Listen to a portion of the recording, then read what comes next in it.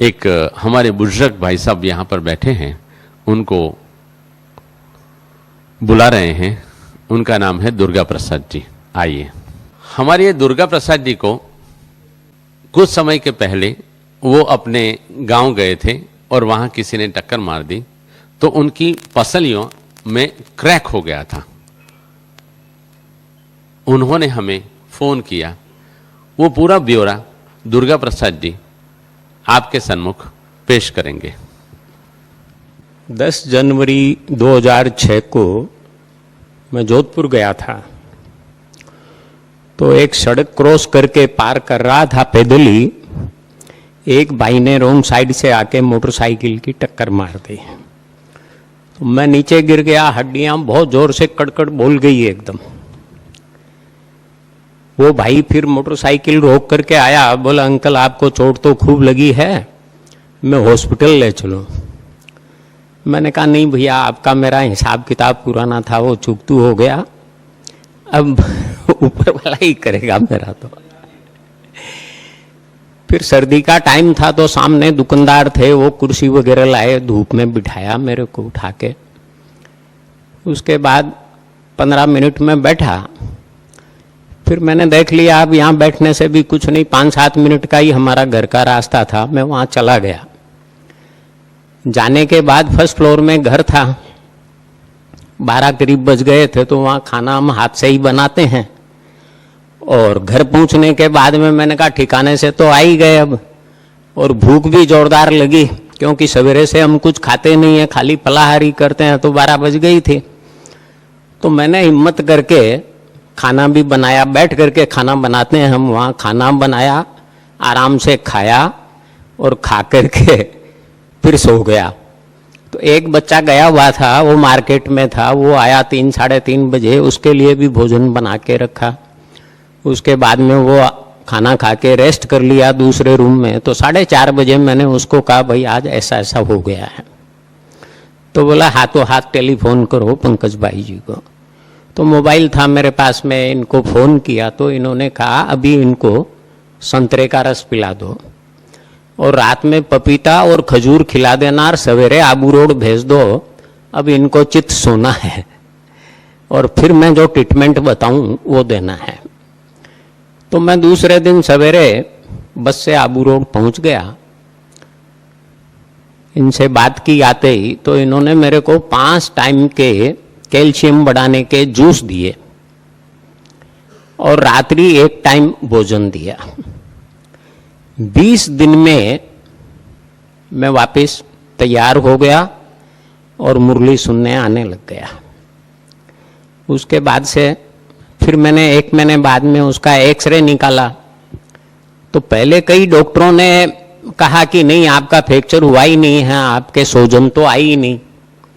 तो मैंने इनसे बात की, बोला ऐसा कहते हैं? तो बोला नहीं, आप 3-4 साल से न घी खा रहे थे, न दूध पी रहे थे, न चीनी खा रहे थे, इसलिए आपके सोजन आएगी भी नहीं। और सोजन नहीं आई। उसके बाद में वो ठीक हो गया। एक दिन मैं बैठे बैठे ही नेचुरोपैथी का अनुभव तो इनके साथ रहते हैं तो थोड़ा बहुत करते रहते हैं। तो एक बहन जी को कोई चिकनगुनिया हो गया और वो मेरे से पूछने लग गए कि ये जॉइंट पेन तो अभी भी रह गया, काफ़ी दिन हो गया और बीच बीच में बुखार भी आ जाती है। तो मैं उनको बताने लगा कुछ उपचार, यहाँ सामने ही बैठ करके बताते बताते ही मेरे मन में क्या संकल्प हो गया एक कि ये चिकनगुनिया मेरे हो तो पता तो चले ये कैसे होता है, कैसे मिटता है। तो ये 1.5 महीने पहले की बात है। दोपहर को ही बस चलना फिरना बंद और बुखार आ गया। देखो आप संकल्प भी कैसा काम करता है। तो ये भी संयोग से वो हार्ट का प्रोग्राम चल रहा था कॉन्फ्रेंस का, तो उसमें आए हुए थे। मैंने इनको टेलीफोन किया, मुझको ऐसी हालत हो गई है। वो हालत भी हुई तो ऐसी हुई कि मैंने जीवन में ऐसा रोग देखा ही नहीं। यहाँ से हड्डी बाहर निकल गई, यहाँ से बाहर निकल गई, हाथों की बाहर निकल गई, कमर बिल्कुल जाम, न चला जाए न उठा जाए। ये आए शाम को तो बोले 4 दिन में तैयार करेंगे। मैंने कहा ठीक है, वो तो मेरे को पता ही है, करेंगे ही। तो 2 टाइम इन्होंने 7 चीज का काढ़ा पिलाया मेरे को और 4 दिन में नारियल के पानी में 2-2 नींबू 4 टाइम, 8 नींबू रोजाना के। 4 दिन में तैयार किया तो बोला तैयार होने के बाद में आप खाने की फुर्ती नहीं करना, मैं बता देता हूं, मैं तो चला जाऊंगा, लेकिन इस प्रकार से 4 टाइम जूस वगैरह लेकर के फिर रात्रि को थोड़े चावल लेने हैं आपको। फिर मैंने वैसे ही किया, अभी ठीक है। वैसे मेडिकल साइंस के बड़े बड़े लोग, बड़े बड़े डॉक्टर लोग ये कहते हैं कि ये कौन सी बीमारी है चिकनगुनिया, हम जानते नहीं हैं, और कहां से कैसे आई वो समझ में नहीं आया है, और ये कोई वायरस है। लेकिन हमारे नेचुरोपैथी के हिसाब से जैसे इस बारी लगातार बारिश रही तो बारिश की वजह से दीवारें काफी गीली हो गई थी, दीवारों के ऊपर चिकनाहट आ गई थी, और घरों के अंदर एक विशिष्ट प्रकार की बांस आती थी। ठीक उसी प्रकार का एटमॉस्फेयर लगातार उस एटमॉस्फेयर में हमारा शरीर रहा, तो शरीर के अंदर रहे हुए सेल के अंदर डीप इंटीरियर एरिया से जो काफी समय से पड़ा हुआ चिकना मटेरियल था, that has been drained out due to that. जैसे फ्रिज के अंदर घी को हम रखेंगे तो घी जम जाएगा, उसी घी को हम निकाल करके गैस के बाजू में रखेंगे तो गर्म हो जाएगा। हमारे सिस्टम में से जो अनवांटेड म्यूकस पड़ा था वो न्यूट्रलाइज होकर के हमारे ये स्मॉल ब्रेन से लेकर के half portion of the spine, उसके बीच में आकर के वो मटेरियल रुक गया, और उसकी चिकनाहट ऐसी थी कि वहां से जो पास होने वाले नर्वस सिस्टम, वो नर्वस सिस्टम को उन्होंने एनेस्थेटिक इफेक्ट दे दिया, इसलिए सबके पांव और हाथ उठ नहीं रहे थे। लेकिन हमारे काढ़े पीने से ये चिकना मटेरियल निकल गया, और दुर्गा जी ने आपको बताया कि 4 ही दिन में वो ठीक हो गए। एक है दालचीनी, गुड़ और पुदीने का काढ़ा। दालचीनी, गुड़ और पुदीने का काढ़ा, काली मिर्च, गुड़ और पुदीने का काढ़ा, और जीरा, गुड़ और पुदीने का काढ़ा, खसखस, गुड़ और पुदीने का काढ़ा, ये सब हम काढ़े बनाते हैं। गोखरू, गुड़ और पुदीने का काढ़ा, पुनर्नवा, गुड़ और पुदीने का काढ़ा, ये सब हम बनाते हैं। या कई कई बहुत एक्सट्रीम बुखार आ जाता है तो तुलसी, पुदीना, काली मिर्च, अदरक, गुड़, ये सब का काढ़ा पिलाते हैं।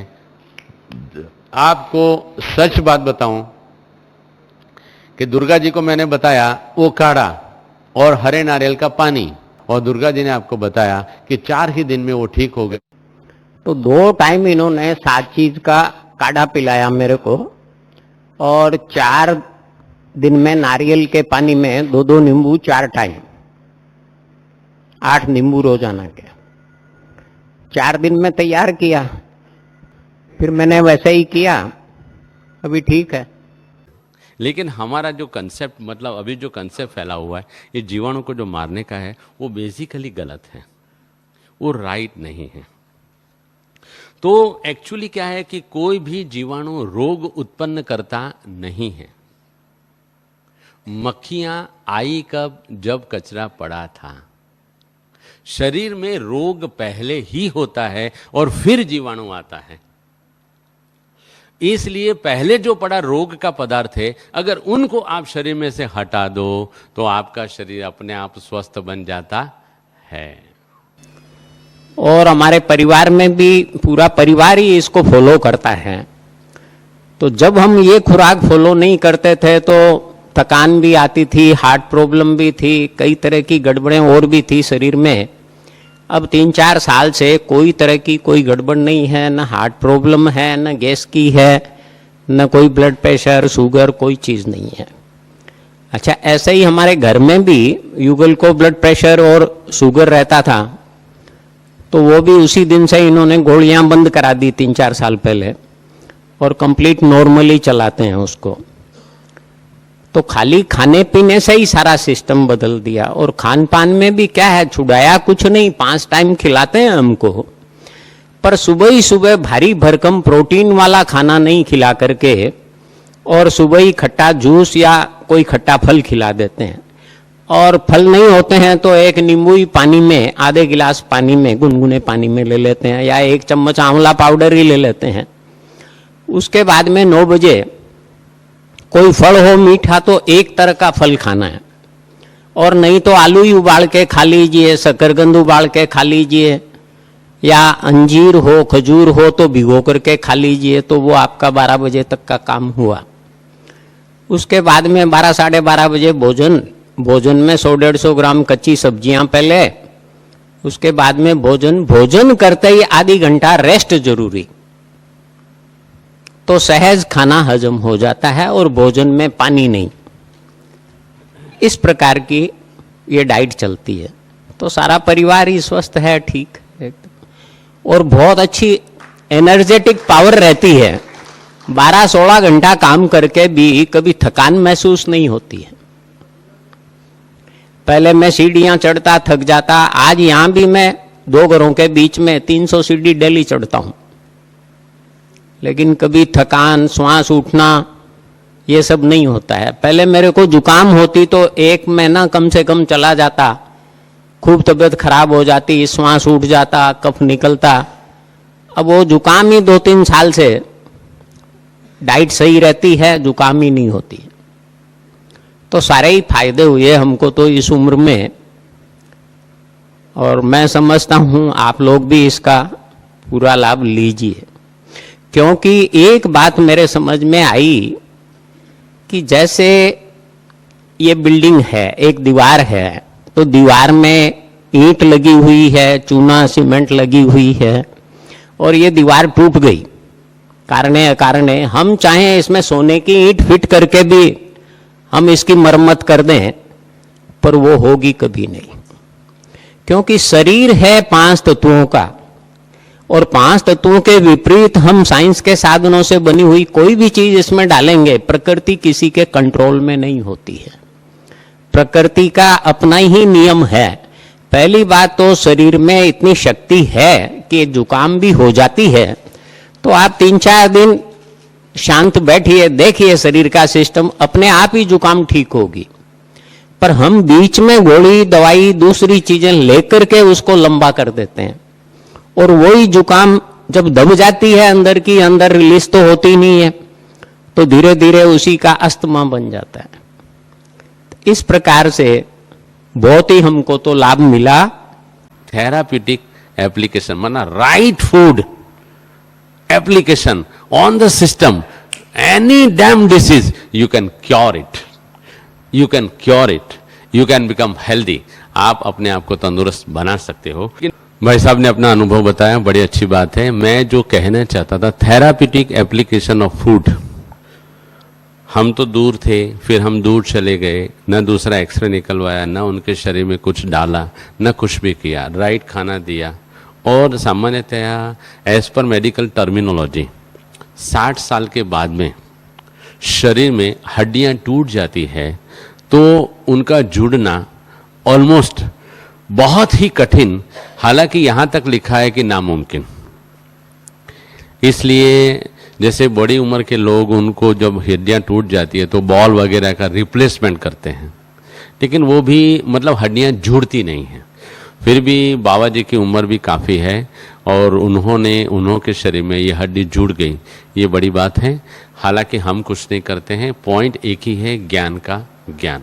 जो सही समझ में आया वो उनको दिखाया, इसलिए जो सही होना था वो हुआ, और सही होने से सही फल अपने आप बाहर आता है।